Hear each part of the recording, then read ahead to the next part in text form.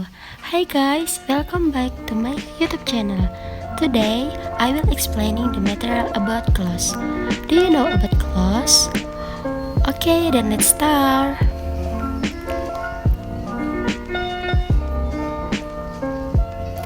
Sebelum memasuki materinya, izinkan saya memperkenalkan diri. Nama saya Nurlela dengan nomor NIM 202.01.056 dari kelas PAI 2B.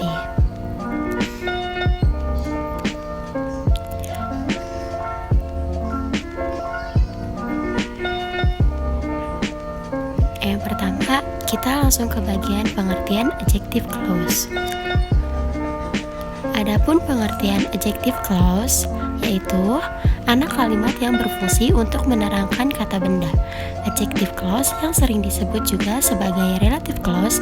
Ada dua jenis adjective clause, yakni relative pronoun dan relative adverb. Jika keterangan ini terdiri dari kumpulan kata yang mempunyai subjek dan predikat, maka disebut adjective clause. Adjective clause harus didekatkan pada kata-kata yang diterangkannya agar lebih mendapatkan kejelasannya. Nah, adapun adjective pronoun. Adapun adjective clause dibagi menjadi dua macam. Yakni yang pertama adjective pronoun dan yang kedua yaitu adjective adverb. Selanjutnya yaitu relative pronoun. Adapun pengertian relative pronoun yaitu kata ganti penghubung yang digunakan untuk membentuk sebuah kalimat yang berasal dari dua buah kalimat. Relative pronoun menggantikan satu atau dua frasa benda yang identik dan menghubungkan kalimat yang satu dengan kalimat yang lainnya, di mana nantinya kalimat yang satu akan menerangkan kalimat yang lainnya.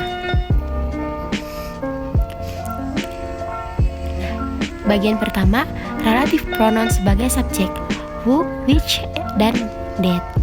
Who digunakan untuk menggantikan phrase orang yang berkedudukan sebagai subjek, sedangkan which digunakan untuk menggantikan phrase benda atau hewan yang berkedudukan sebagai subjek, dan that digunakan untuk menggantikan phrase orang, binatang atau benda sebagai subjek.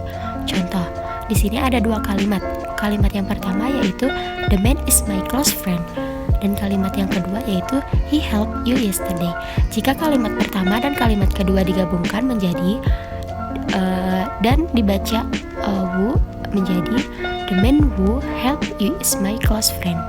Jika who-nya tidak dibaca dan that-nya dibaca menjadi the man that helped you is my close friend, yang mana artinya orang yang menolongmu tadi adalah teman dekatku.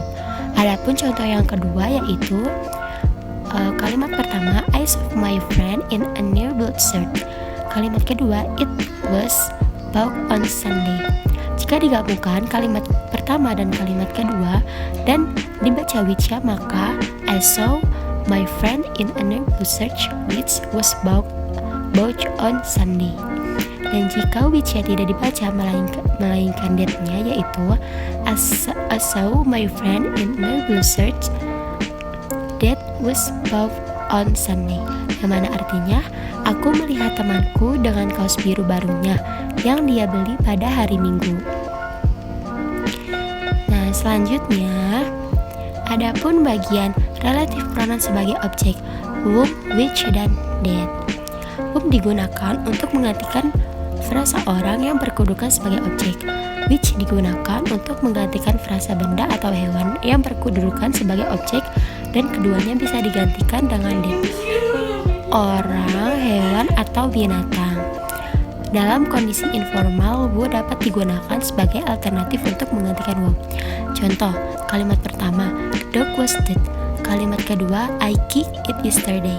The dog that I kicked yesterday was dead. Dan jika that-nya dibaca, maka kalimatnya yaitu the dog that I kicked yesterday was dead. Dan jika that tidak dibaca melainkan which-nya, yaitu the dog which I kicked yesterday was dead, yang mana artinya anjing yang saya tendang kemarin itu mati. Nah, selanjutnya yaitu bagian relative pronoun sebagai possessive was dan of which was digunakan untuk menggantikan kepemilikan yang berupa orang, benda, atau hewan, sedangkan of which untuk kepemilikan benda atau hewan. Contoh, kalimat pertama, the film is about a spy, dan kalimat kedua, his wife betrays him. Jika digabungkan, maka menjadi kalimat the film is about a spy whose wife betrays him, yang mana artinya filmnya tentang mata-mata di mana sang istri mengkhianatinya. Dan adapun contoh yang kedua yaitu the mountain was an impressive sight, dan kalimat keduanya yaitu its peak was barely discernible, yang mana jika disatukan menjadi kalimat the mountain whose peak was barely discernible was impressive sight, yang mana artinya pegunungan di mana puncaknya terlihat jelas, sungguh pemandangan yang mengagumkan. Nah, jika memakai of which, maka bentuknya sebagai the mountain of which peak was barely discernible was impressive sight, yang mana artinya sama saja, yaitu pegunungan di mana puncaknya terlihat jelas, sungguh pemandangan yang mengagumkan. Nah, bagian selanjutnya yaitu adapun selain itu, which dan was juga dapat digunakan setelah pronoun yang berupa quantity atau number, seperti some of, many of, most of, none of, one of, two of, half of, both of, neither of, each of, all of, several of, a few of, a little of, a number of, dan lain-lain. Sedangkan punctuation atau tanda baca yang digunakan dalam struktur ini adalah tanda baca koma. Contoh, kalimat pertama, in my class there are 20 students, dan kalimat kedua yaitu most of them are from East Java, yang mana jika digabungkan menjadi in my class there are 20 students, most of whom are from East Java, yang mana artinya di dalam kelasku terdapat 20 murid, kebanyakan dari mereka berasal dari Jawa Timur. Nah, selanjutnya pada bagian relative adverb.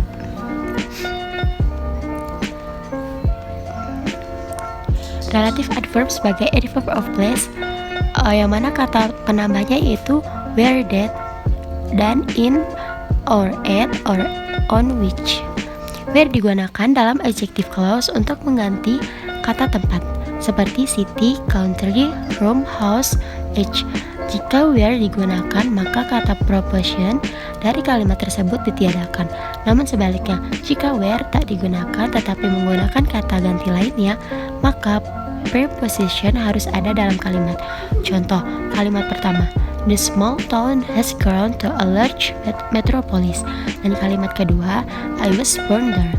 Dan jika digabungkan kalimat pertama dan kalimat kedua, maka menjadi kalimat the small town where I was born has grown to a large metropolis, yang mana artinya kota kecil di mana aku dilahirkan sudah tumbuh menjadi kota metropolitan.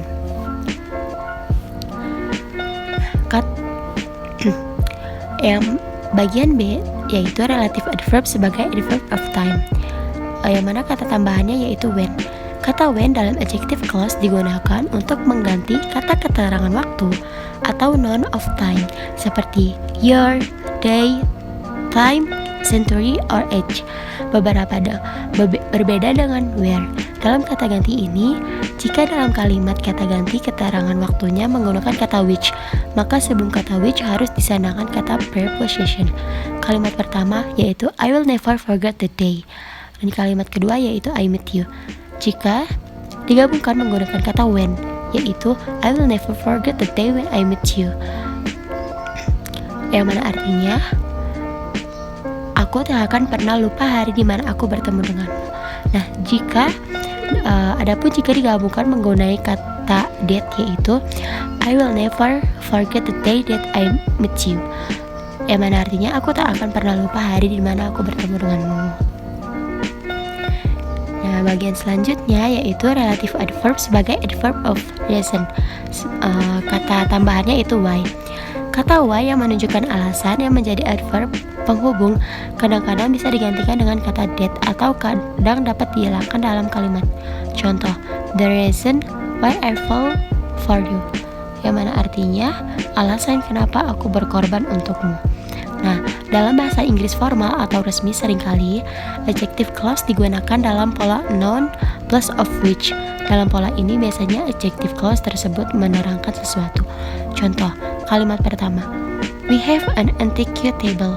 Kalimat kedua, the top of it has jade inlay.